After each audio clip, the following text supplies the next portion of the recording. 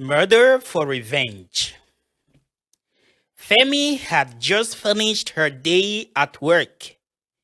She was a human resources manager in a big company in Benin. Exhausted, she couldn't wait to get home to see her son. It had been a long, tiring day. In a few minutes, she packed up her desk, grabbed her things, and jumped into her car, which she started with a bang. Outside, the street lights were already lit. Night sellers were setting up their stalls, and passers-by stopped here and there to do a little shopping. Traffic was heavy, and in some streets, traffic jam paralyzed the flow of vehicles. Femi made her way as best as she could, then took a shortcut. A little further on, she stopped in the front of a clothes store. She wanted to buy her son a tuxedo to congratulate him on his excellent school results. She entered the store and wandered between the shelves. After several minutes of searching, she finally spotted the perfect model. Without wasting any time, she headed for the checkout, paid for her purchase, and politely ignored the cashier, who was a little too talkative for her taste.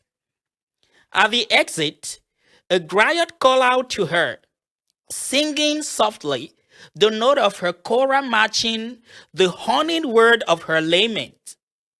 Femi wanted to avoid her, but her gaze met that of the sleeping baby, fists clenched, tied to the griot back. Moved, she slipped 1,000 franc bill into the hand of the woman, who thanked her unceasingly. Femi went on her way, glancing at her watch, 9:30 p.m. Nick must be home by now. I must hurry, she thought.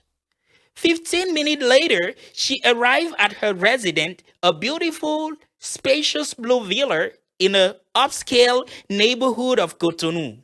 After parking her car, she headed for her bedroom to take a shower, then put on a bright dress.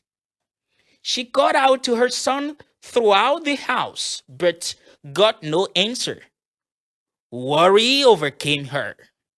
Where is my son? She wondered, anguish rising inside her. Suddenly, her phone rang.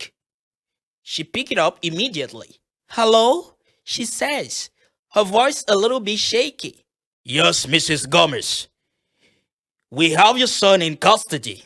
Do exactly what we tell you, or he'll pay the consequences, said a hoarse voice on the other end of the line. Who the hell are you? What do you want from me? She replied in tears.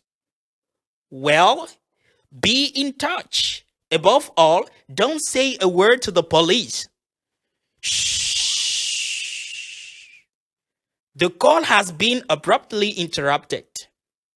Who was this individual? What did he really want?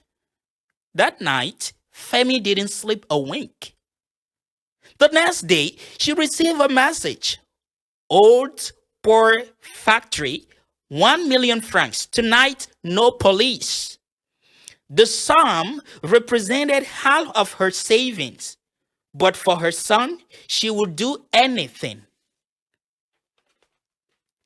She went to the bank where she was told that it would take 2 or 3 days to withdraw such an amount.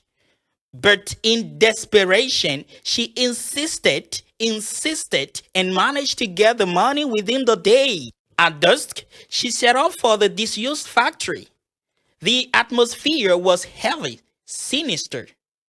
As she arrived, a voice was heard in the darkness. Keep moving.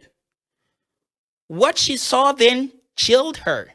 Her son on his knees, his face swollen, surrounded by armed men. One of them held him at gunpoint. Beside them, Femi's ex-husband.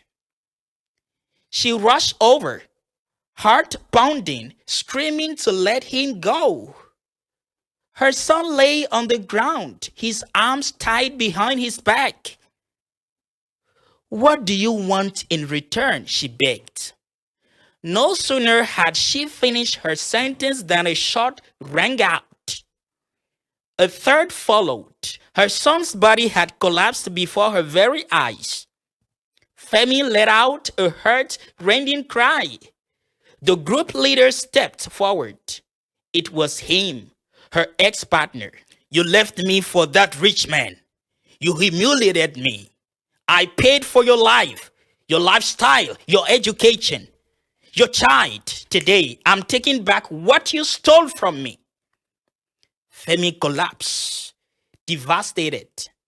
The man moved off into the shadows, leaving her alone with the corpse of her son, the victim of a cruel and unjust vengeance.